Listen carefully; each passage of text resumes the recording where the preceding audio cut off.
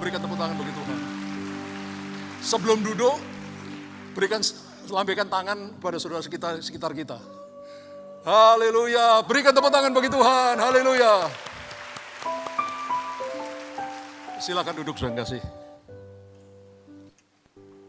Shalom, saudara yang kasih. Luar biasa, hari ini kita bisa beribadah kembali di gereja kita. Sudah selama 9 bulan, kita harus beribadah secara online di rumah masing-masing. Dan semakin lama, ibadah online itu menjadi kebiasaan belaka. Jadi, waktu ibadah jadi sesuka-suka kita, saudara, sesempat-sempatnya. Kemudian ada lagi yang beribadah secara online, ya sambil mengerjakan pekerjaan lain, misalkan sambil memasak dan sebagainya. Jadi kurang kusuk, saudara. Beda dengan ibadah di gereja seperti saat ini. Saudara dan saya datang hanya khusus beribadah, memuji menyembah Tuhan, mendengarkan firman Tuhan. Pasti lebih kusuk, biarpun kita masih dibatasi dengan protokol kesehatan. Mari kita berdoa agar secepatnya vaksin bisa diberikan pada masyarakat Indonesia, sehingga keadaan boleh normal kembali. Yang setuju, berikan tepuk tangan bagi Tuhan. Haleluya. Saudara yang kekasih, akibat pandemi COVID-19, ada banyak kerugian yang terjadi. Banyak yang sakit, bahkan meninggal dunia. Ekonomi di seluruh dunia mengalami resesi, termasuk di Indonesia. Kita jadi sulit bepergian karena ada PSBB, pembatasan sosial berskala besar. Tetapi saudara, dari sekian banyak kerugian yang ditimbulkan oleh pandemi COVID-19, saya menemukan ada sekurang-kurangnya ada 3 keuntungan yang terjadi di tengah-tengah pandemi COVID-19. Dalam bahasa Inggris ini disebut blessing in disguise. Berkat yang terselubung, berkat yang tersamar. Apa saja ketiga berkat tersamar di tengah pandemi COVID-19? Yang pertama bisa kita baca di dalam Injil Matius pasal 24 ayat 14. Mungkin kita semua sudah hafal, saudara. Dan Injil kerajaan ini akan diberitakan di seluruh dunia menjadi kesaksian bagi semua bangsa. Sesudah itu barulah tiba kesudahannya. Saudara, berkat terselubung pertama di tengah pandemi ini adalah Injil makin tersebar luas ke seluruh dunia. Kenapa demikian?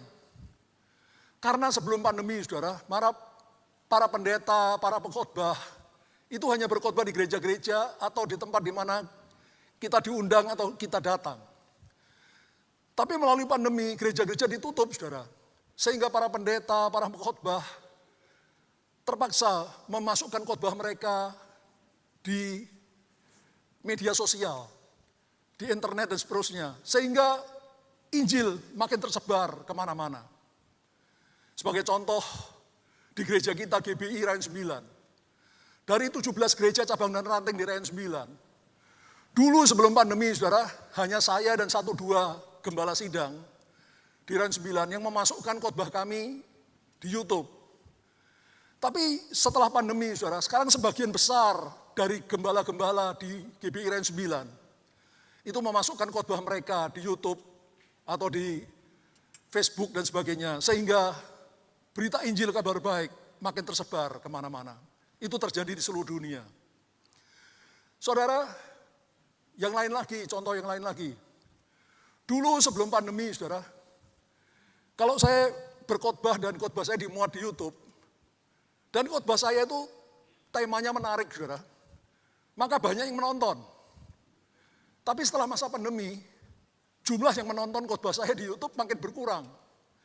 Tapi saya tidak berkecil hati, saudara, saya malah bersyukur, bersuka cita, karena saya tahu hal itu terjadi karena sekarang banyak sekali khotbah-khotbah di YouTube dan di multimedia, saudara.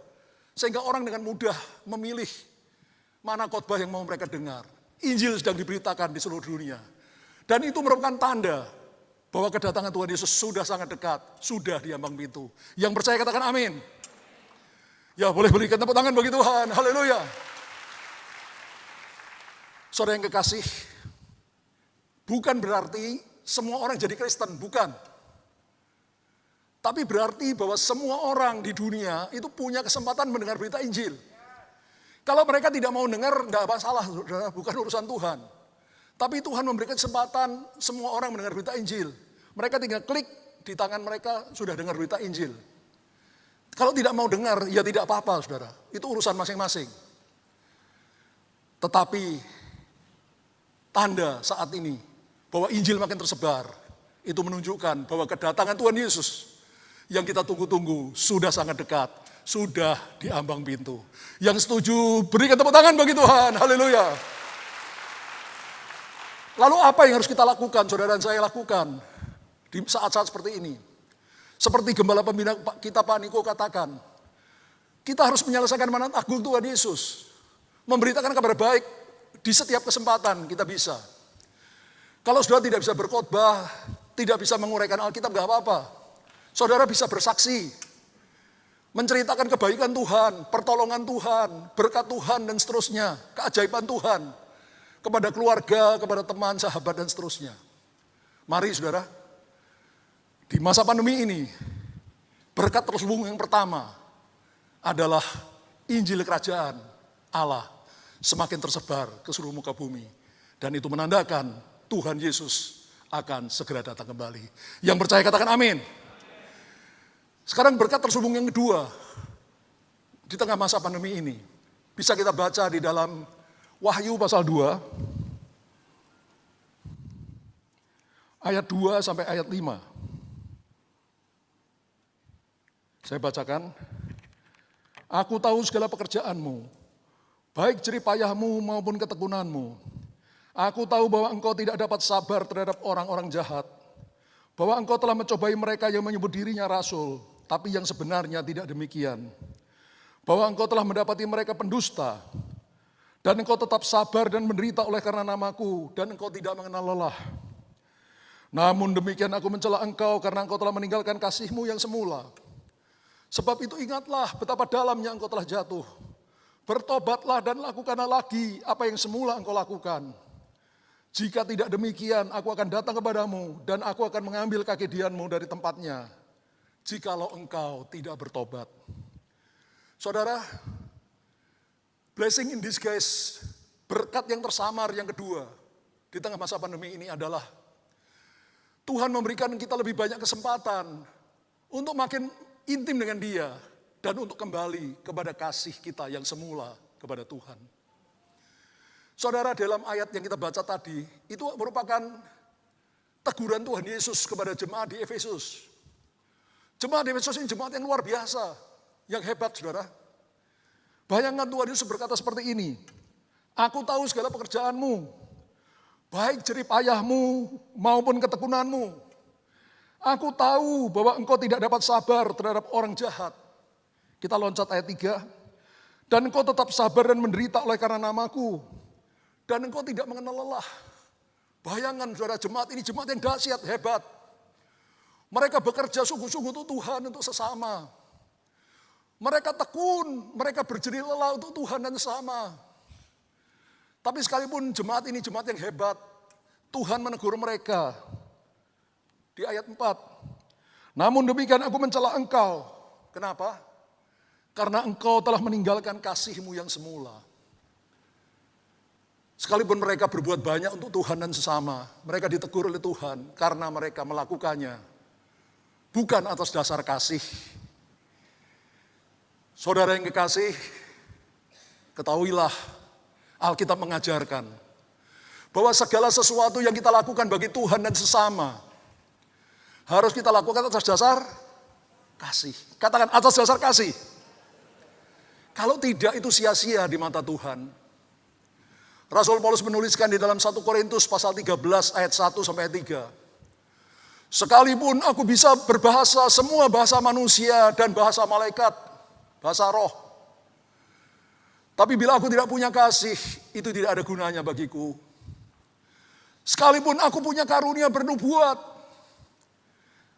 aku mengetahui semua pengetahuan, karunia pengetahuan, marifat.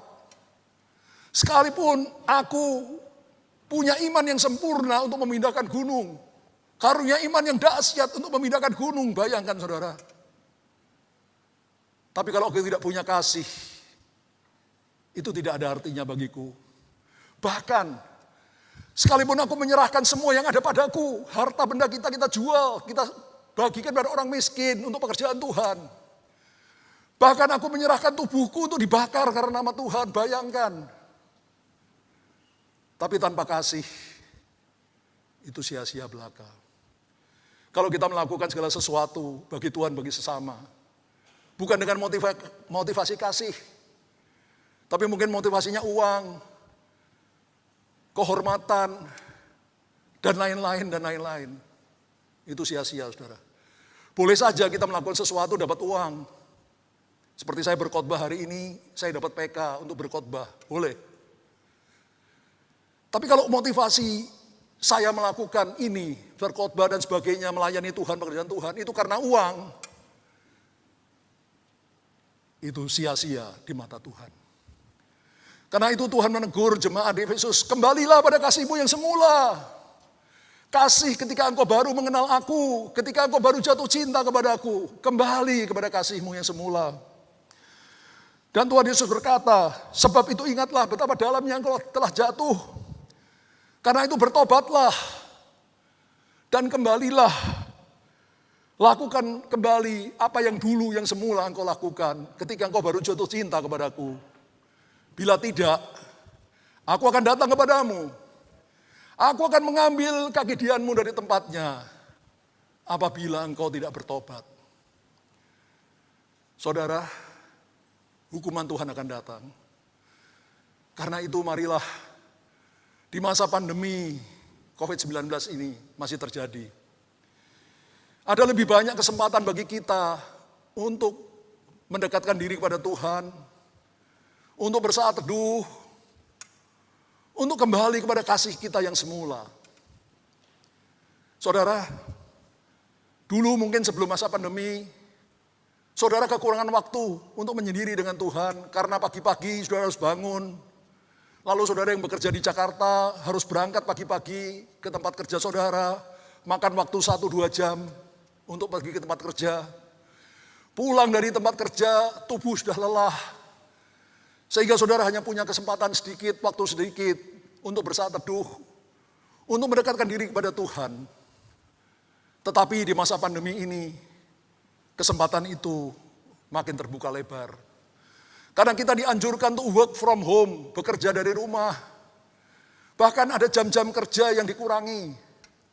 Seperti contohnya, pengerja full-timer di gereja kita ini.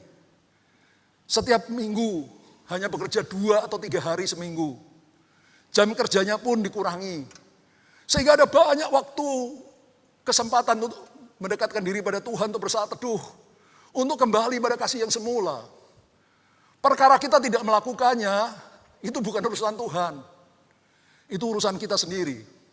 Tapi Tuhan sudah memberikan kesempatan untuk kita makin mendekatkan diri kepada Tuhan dan kembali kepada kasih kita yang semula. Kasih kita seperti ketika kita baru jatuh cinta pada Tuhan Yesus. Saya pribadi ditegur keras oleh Tuhan di masa pandemi ini. Supaya saya kembali pada kasih yang semula. Saudara, saya ingat ketika saya sudah benar-benar mengenal Tuhan, jatuh cinta pada Tuhan Yesus. Waktu itu saya bekerja di kota Balikpapan, mengerjakan perluasan kilang minyak di kota Balikpapan. Saya dengan istri saya mengontrak sebuah rumah yang sederhana dari kayu. Di sebuah kampung yang kalau hujan becek. Pagi-pagi saya sudah berangkat ke kilang minyak dengan naik sepeda motor. Pulang kerja sore hari, setelah beristirahat, saya mandi, lalu saya makan malam. Setelah itu saya akan naik ke kamar loteng di rumah kontrakan saya di Balikpapan. Kamar loteng yang sederhana, tapi begitu pintu kamar loteng saya tutup, saya tersungkur di hadapan Tuhan.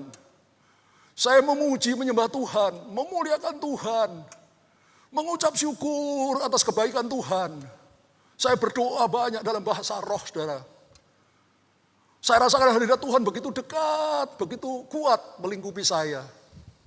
Kalau saya baca Alkitab, ayat-ayat yang seperti meloncat keluar dari Alkitab. Sungguh waktu itu saya merasakan seperti saya berada di surga kecil di bumi ini. Begitu indah ketika kita mengasihi Tuhan dan Tuhan membalas kasih kita. Sekarang 40 tahun kemudian saya masih melakukan saat teduh tiap hari.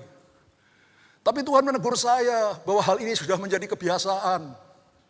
Tuhan menegur saya bahwa ini sudah menjadi kewajiban belaka. Karena saya pendeta, saya harus bersaat teduh tiap hari, baca Alkitab tiap hari, menyiapkan khotbah dan seterusnya. Tuhan berkata pada saya supaya saya kembali melakukan apa yang dulu pernah saya kerjakan ketika saya baru jatuh cinta pada Tuhan Yesus. Saya bertobat, saudara.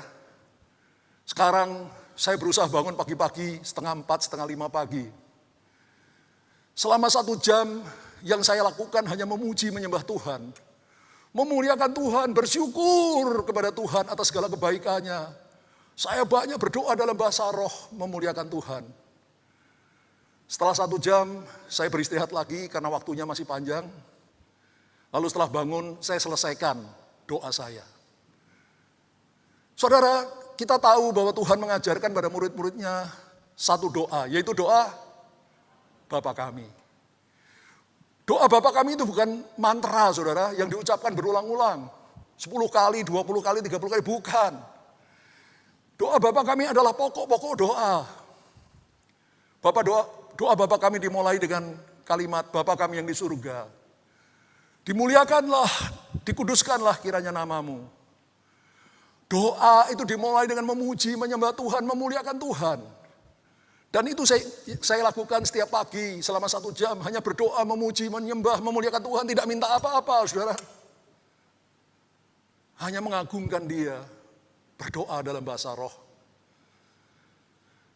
Lalu bagian kedua dari doa Bapa kami. Datanglah kerajaanmu, jadilah kehendakmu di bumi seperti di surga. Bagian kedua adalah mendoakan keperluan Tuhan, bukan keperluan kita. Seperti Pak Niko katakan, kita harus menyelesaikan amanat agung. Kita doakan agar amanat agung terjadi, terpenuhi di seluruh dunia. Berita Injil disampaikan, banyak jiwa diselamatkan. Kita doakan keluarga kita, teman kita, sahabat kita yang belum mengenal Tuhan. Supaya mereka diselamatkan. Doa untuk keperluan Tuhan. Yang ketiga, baru kita berdoa untuk keperluan kita. Berilah kami pada hari ini makanan kami yang secukupnya. Yang ketiga, doa untuk kepentingan kita sendiri. Bukan hanya makanan. Boleh juga tentang tempat tinggal, tentang pekerjaan dan lain-lain. Yang keempat, dan ampunilah kami akan kesalahan kami seperti kami mengampuni orang yang bersalah pada kami. Yang keempat, periksa diri. Apakah ada dosa kesalahan dari pikiran, perkataan, perbuatan kita? Kalau ada, cepat bertobat, minta ampun, bereskan dosamu. Ampuni kami kesalahan kami seperti kami mengampuni orang yang bersalah pada kami. Ampuni kesalahan orang lain. Jangan simpan kesalahan orang lain. Saya sering mengajar saudara, setiap hari saldo dosa harus selalu 0. Bereskan dosamu setiap hari. Sehingga setiap hari engkau dalam keadaan kudus di hadapan Allah. Yang kelima, jangan masukkan kami ke dalam pencobaan, tapi lepaskan kami dari yang jahat. Yang kelima, berdoa mohon perlindungan Tuhan. Tuhan menutup bungkus kita, keluarga kita, pekerjaan kita, pelayanan kita, dan seterusnya. Dan yang keenam, karena engkaulah yang punya kerajaan, kuasa, kemuliaan sampai selama-lamanya. Doa diawali dengan memuji menyembah Tuhan dan diakhiri dengan memuji menyembah Tuhan. Do you understand? Berikan tepuk tangan bagi Tuhan. Saudara, mari di tengah masa pandemi ini kita gunakan waktu kita untuk lebih mendekatkan diri kepada Tuhan dan untuk kembali kepada kasih kita yang semula. Saudara, siapa percaya sebentar lagi Tuhan Yesus datang menyebut kita gerejanya yang kudus? Oh, kita percaya. Yang akan dijemput Tuhan Yesus, dengar baik-baik saudara, adalah calon-calon pengantin wanita Kristus. Siapa? Calon pengantin wanita Kristus. Saudara, calon pengantin wanita yang benar, pasti dia sedang dalam keadaan jatuh cinta pada pengantin pria. Benar atau benar? Lah kalau saudara sekarang tidak dalam keadaan sedang jatuh cinta pada Tuhan Yesus, kira-kira kalau nanti Tuhan datang tuh nyebut pengantinnya, pengantin wanitanya, Kira-kira ikut rapture enggak? Saya tahu, saudara. Tuhan izinkan pandemi ini terjadi, salah satunya ada berkat yang tersamar, terselubung di dalamnya. Untuk memberikan kita, anak-anaknya lebih banyak waktu. Untuk mendekatkan diri kepada Tuhan. Untuk semakin intim dengan Tuhan. Untuk kembali kepada kasih kita yang semula kepada Tuhan. Seperti keadaan kita ketika kita baru jatuh cinta kepada Tuhan Yesus. Berikan tepuk tangan hebat bagi dia. Berkat terselubung ketiga di tengah masa pandemi ini bisa kita baca di dalam surat Filipi pasal 4 ayat 4 sampai ayat 7. Filipi pasal 4 ayat 4 sampai ayat 7. Saya bacakan. Bersukacitalah senantiasa di dalam Tuhan. Sekali lagi kukatakan bersukacitalah. Hendaklah kebaikan hatimu diketahui semua orang. Tuhan sudah dekat. Janganlah hendaknya kamu khawatir tentang apapun juga. Tapi nyatakanlah dalam segala hal keinginanmu kepada Allah. Di dalam doa dan permohonan dengan ucapan syukur. Damai sejahtera Allah yang melampaui segala akal akan memelihara hati dan pikiranmu dalam Kristus Yesus. Katakan amin. Berkat terselubung ketiga di tengah masa pandemi adalah Tuhan memberikan kita kesempatan untuk belajar. Bersukacita senantiasa, bersukacita selalu.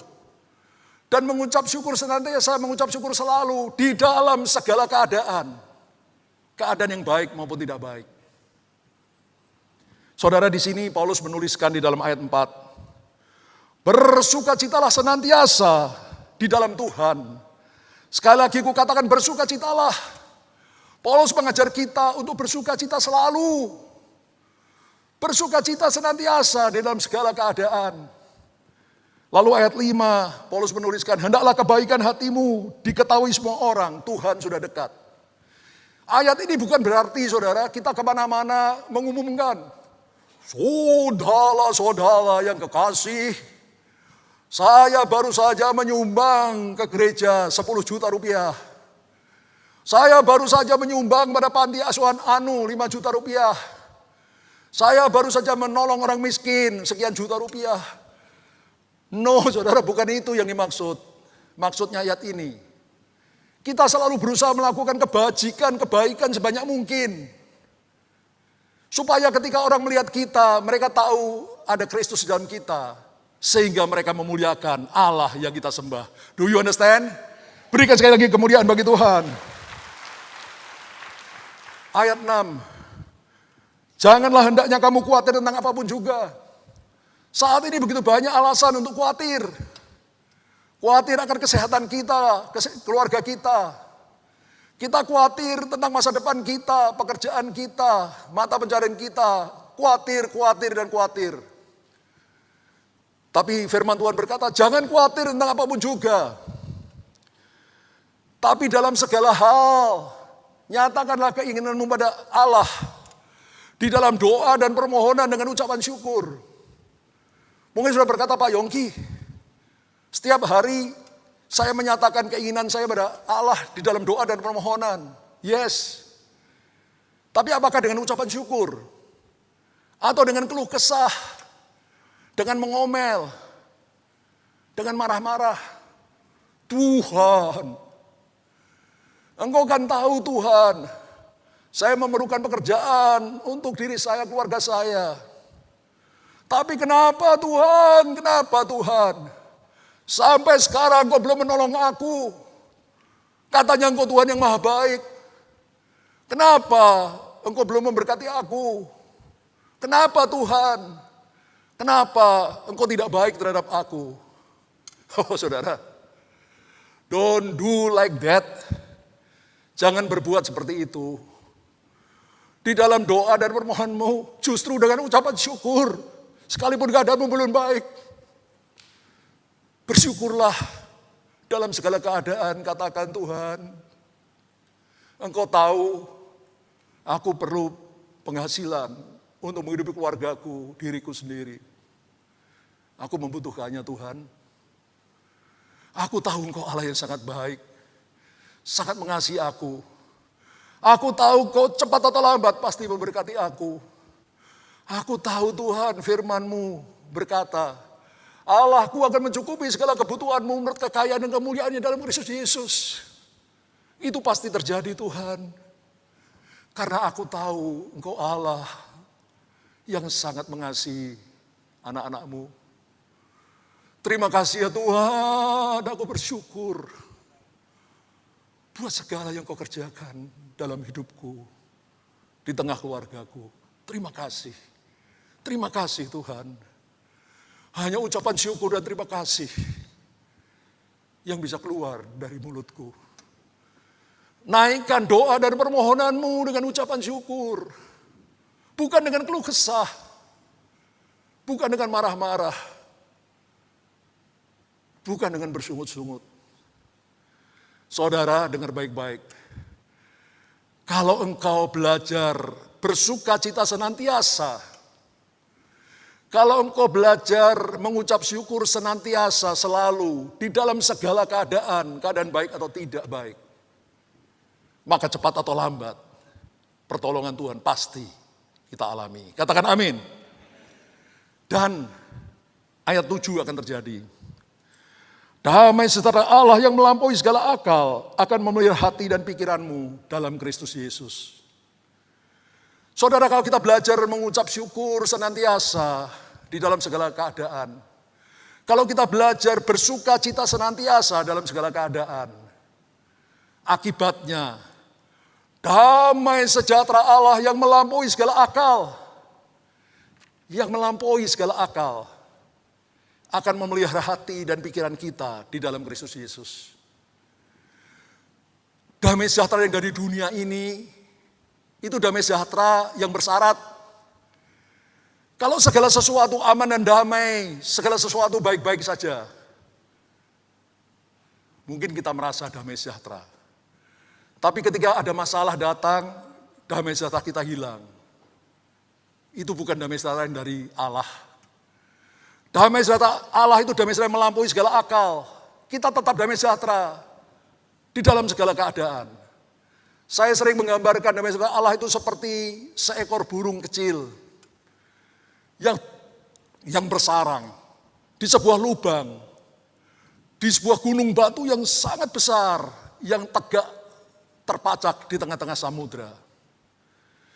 Ketika badai mengamuk, laut bergelora, burung kecil itu diam dengan tenang dan aman di lubang batu itu. Kenapa?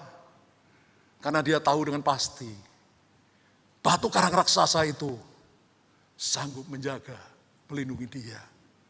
Itulah damai sejahtera Allah yang melampaui segala akal.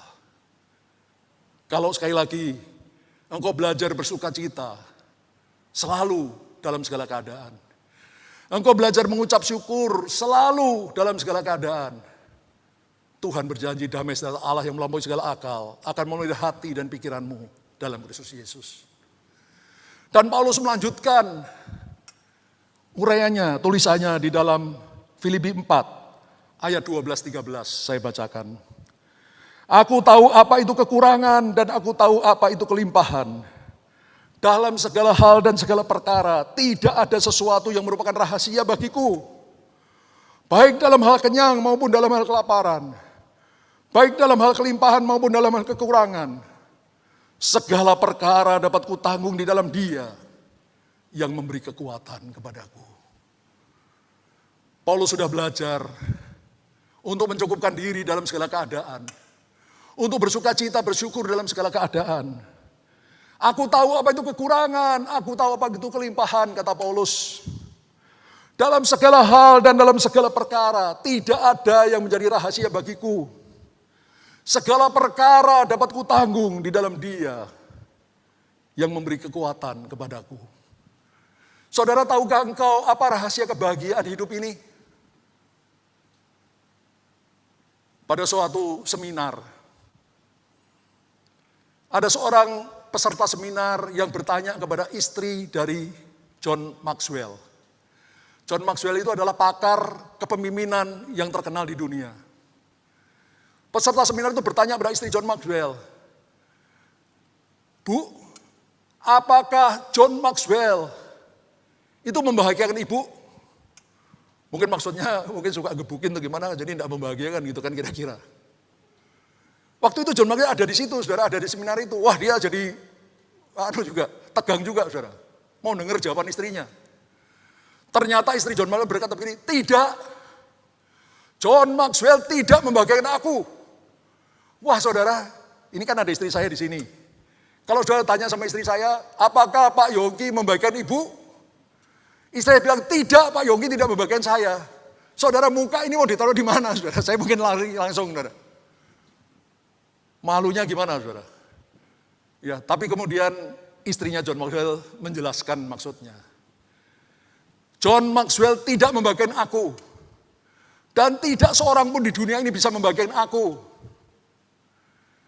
Hanya satu yang bisa membahagiakan aku, yaitu diriku sendiri.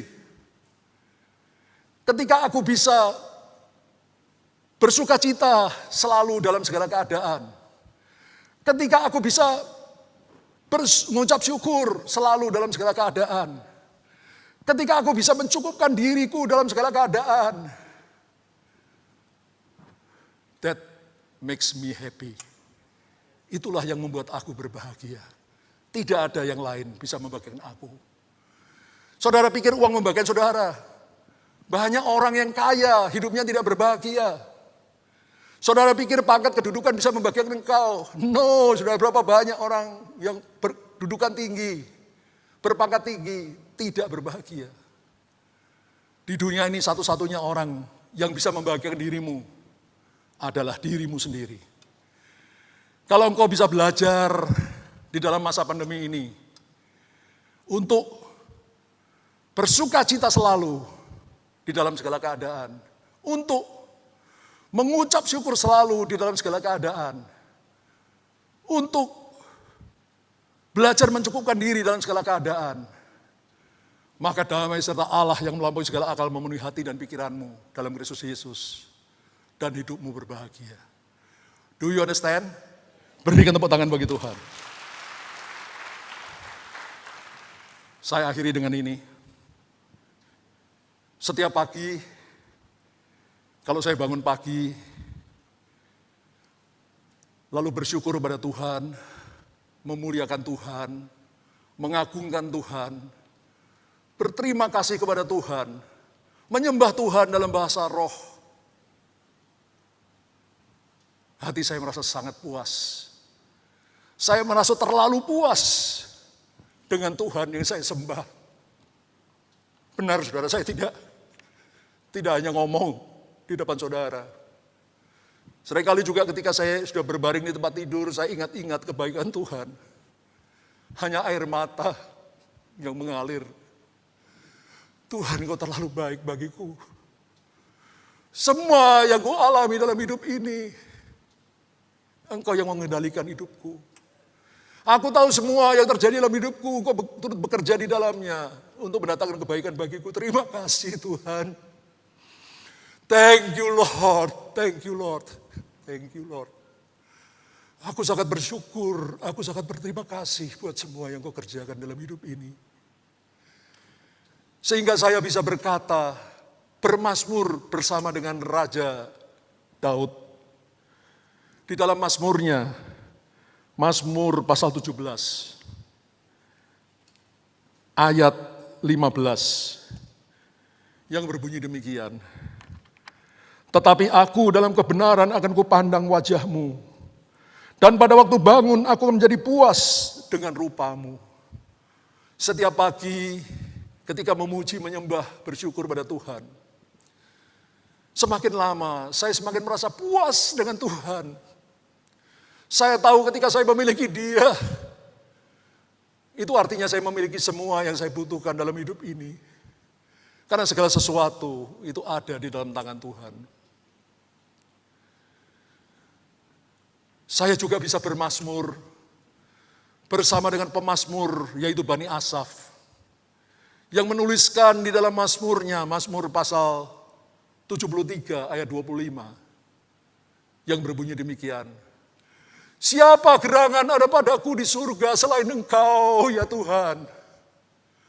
Selain Engkau tidak ada yang kurindukan di bumi ini. Saudara, hanya Tuhan dan Tuhan saja yang bisa memuaskan hidup kita. Saya puas dengan Yesus. Bagaimana dengan saudara? Apakah engkau puas dengan Yesus? Atau engkau puas dengan yang lain? Saya ringkas khotbah saya hari ini. Ada 3 berkat yang terselubung di tengah masa pandemi ini. Yang pertama, melalui pandemi ini, maka berita Injil, kabar keselamatan, makin tersebar ke seluruh dunia. Dan itu mempercepat kedatangan Tuhan Yesus yang kedua kalinya. Mari kita sebagai anak-anak Tuhan juga ikut menyelesaikan amanat agung. Minimal kita bisa bersaksi kepada orang lain, supaya orang lain pun bisa diselamatkan. Bersaksi melalui perkataan dan perbuatan kita.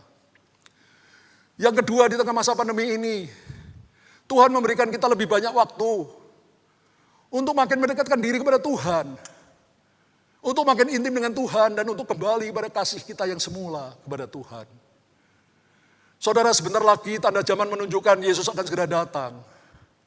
Dan dia datang untuk menjemput calon-calon pengantin wanitanya. Ciri utama calon pengantin wanita adalah mereka sedang jatuh cinta kepada Tuhan Yesus, sang calon mempelai pria. Karena itu pastikan saudara, di masa pandemi ini, kita semakin intim dengan Tuhan. Memakai waktu yang ada untuk makin intim dengan Tuhan, mendekatkan diri pada Tuhan. Dan semakin jatuh cinta kepada Tuhan Yesus. Berkat terselubung ketiga di tengah masa pandemi ini. Tuhan mengajar kita untuk bersuka cita selalu di dalam segala keadaan. Untuk mengucap syukur selalu di dalam segala keadaan. Untuk mencukupkan diri di dalam segala keadaan. Maka damai sejahtera Allah yang melampaui segala akal akan memelihara hati dan pikiran kita. Kita jadi penuh dengan damai sejahtera Allah. Dan semakin lama kita semakin puas dengan Yesus. Aku puas dengan Yesus. Bagaimana dengan saudara? Apakah saudara puas dengan Yesus? Yang puas dengan Yesus katakan, aku puas dengan Yesus. Berikan tepuk tangan bagi Tuhan.